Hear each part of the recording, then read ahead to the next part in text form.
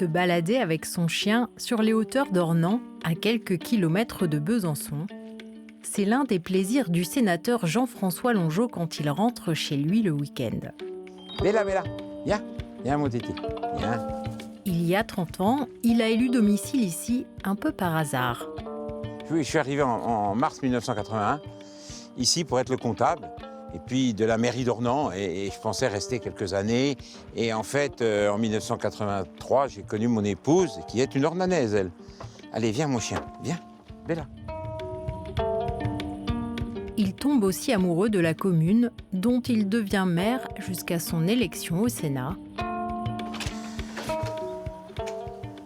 Bella, viens vite, viens vers moi, viens vite, que je regarde si tu as des tics.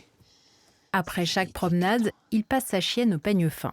Je regarde dans ses poils, parce que c'est pas simple, parce qu'en plus, avec le pelage qu'elle a, on va voir si je trouve effectivement des tics pour vite lui enlever.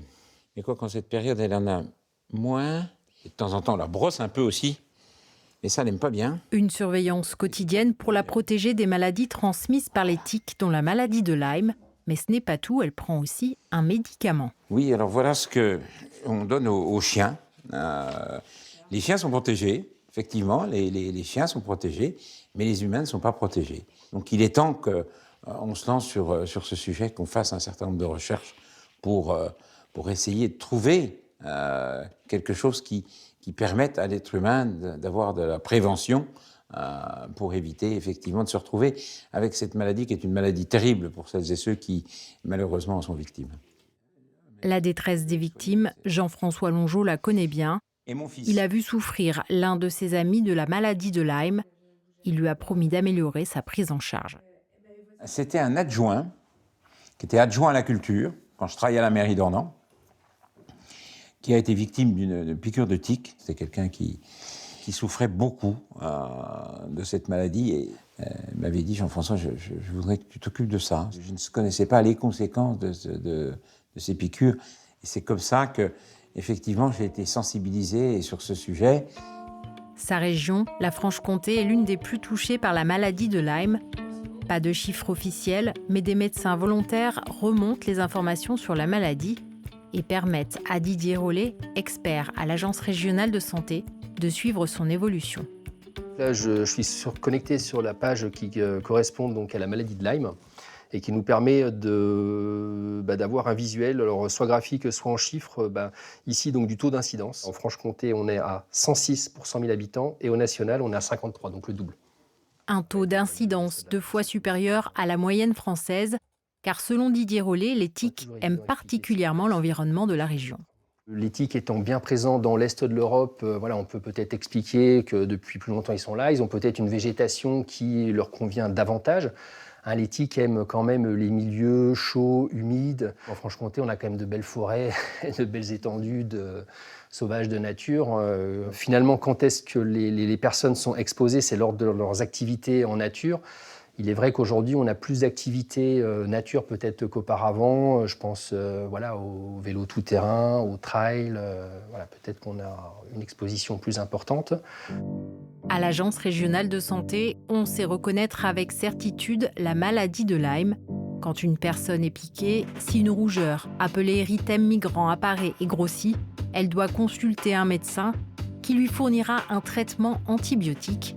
En revanche, dans les cas où la maladie n'est pas détectée à temps, les diagnostics sont plus complexes. Le stade suivant de la maladie, ça va être des troubles qui dépendent des individus. Donc c'est là que forcément ça devient un petit peu plus compliqué parce que ça va être des troubles du type troubles respiratoires, troubles articulaires, voire cardiovasculaires. Puis si vous attendez encore plus longtemps, vous avez ces troubles de manière chronique qui peuvent vous handicaper dans votre vie du quotidien. Borréliose de Lyme, aujourd'hui on n'en meurt pas. Ça se soigne par traitement antibiotique. Encore faut-il être en capacité à poser le diagnostic. Le diagnostic est parfois difficile à poser et les patients se retrouvent en errance médicale. C'est le cas des personnes réunies ce jour-là par le sénateur Jean-François Longeot. Il souhaite mieux comprendre leurs difficultés à faire reconnaître la maladie par le corps médical. En 3 semaines de temps, je suis passée de petites douleurs au genou à être tétraplégique au fond de mon lit, plus pouvoir bouger aucun membre, et jusqu'à perdre les notions, même intellectuelles, enfin cognitives bien sûr. Et là où c'est devenu très très difficile émotionnellement, c'est les facultés intellectuelles. Ça devient un parcours du combattant. Et puis face à une médecine qui vous dit tout ça, madame, c'est dans votre tête. Parce que c'est très bien. Quand on entend Madame Garcia, et puis qu'on se sent pas écouté, ou mal entendu, ça doit être terrible, effectivement, de savoir que, ben, pour l'instant, il n'y a pas d'issue, hein, et puis que ça peut avoir des conséquences énormes. Autour de la table, Laurette est venue avec ses parents.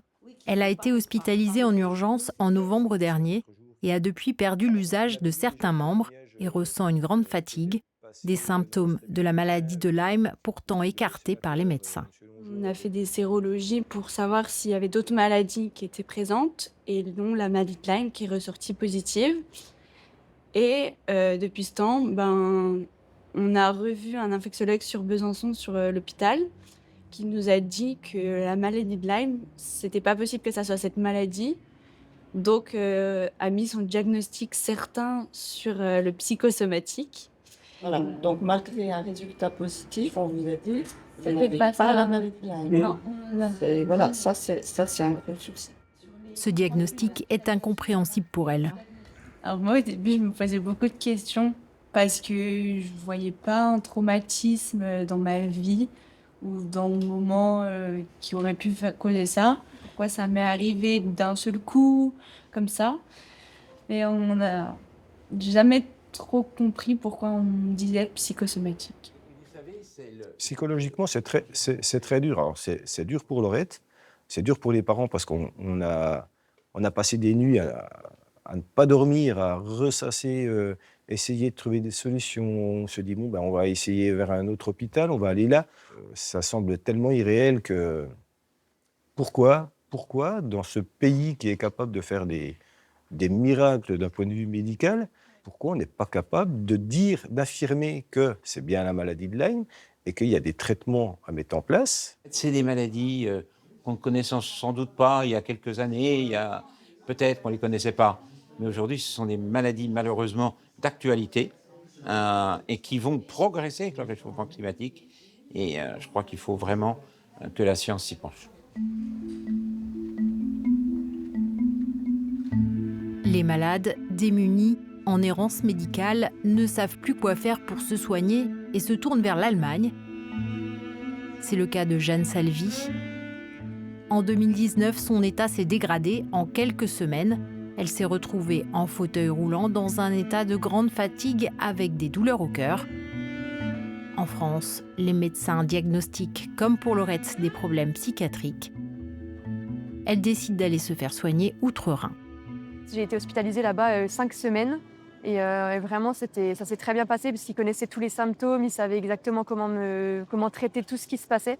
Et même eux parfois me disaient mais est-ce que tu as ce symptôme-là, c'est sûrement la manifestation de telle bactérie. Et en fait je me suis sentie super comprise et c'était la première fois où je me sentais vraiment légitime et je me disais non je suis pas folle, en fait ça existe et surtout je suis pas toute seule à avoir ça en fait. Mais les soins ne sont pas remboursés et coûtent très cher. Ça a coûté environ 25 000 €. C'est un traitement qui est très cher et pas pris en charge. Et il faut prendre à la fois, il faut payer tout ce qui est les soins de la clinique, mais il faut aussi avoir un logement à côté puisque c'est une hospitalisation 2 jours. Grâce à une cagnotte, Jeanne a récolté 18 000 € et a pu commencer à être soignée en Allemagne. Ça, c'était mes premiers pas. J'étais super contente. Je me souviens que j'étais quand même... j'étais super contente. Je faisais des beaux progrès. On peut voir là. C'était peut-être la semaine d'après. C'était des pas un peu...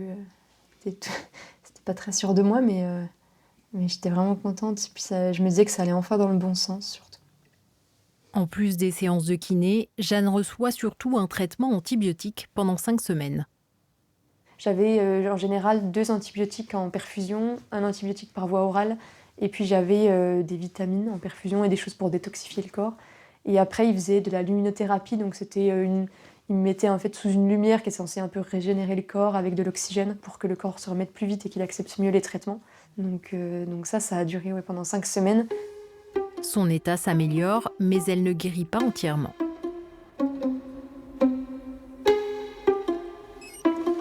Elle continue pendant 3 ans ses traitements, des séances de kiné et de l'antibiothérapie avant de retrouver toutes ses capacités. Aujourd'hui, elle déplore les limites du système de santé français.